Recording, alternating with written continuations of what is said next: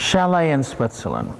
Living in the south of France, a lot of the Monaco friends have chalets in Switzerland. When it's too hot on the Riviera, they just go up into the mountains.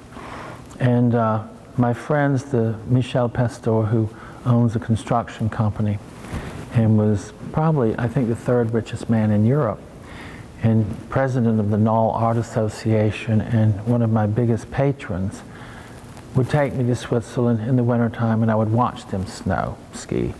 And in the summertime, we'd go up and we'd get mushrooms and collect mushrooms and walk over the mountains and do all of that. So I would just say, stop right here, stop the car, let me out, and come back and get me in a few hours. And I would sit there and paint. And while I was painting, sometimes I would mosey up and look and find an old piece of wood or something like this chair seat, a piece of wood, and I would bring it down and I'd paint and then take it back to my studio and use these things, these relics from the location.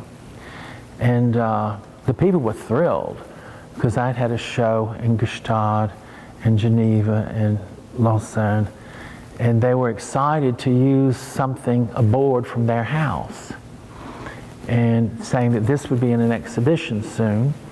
And there it is. So using fabric mosaic, glass mosaic, Lyon silk, pinecone petals, and everything that being in Switzerland reminded me of.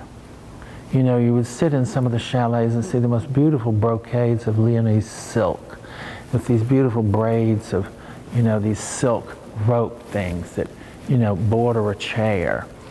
And you would see the way that some of the furnitures were, you know, doweled together and fit together, old chairs, you know, like 200 or 300-year-old chairs that just thrown in every corner, and the brass works and whatnot. Living amongst all of this world and this fabulous nature was wonderful. So this is one of the Swiss pieces.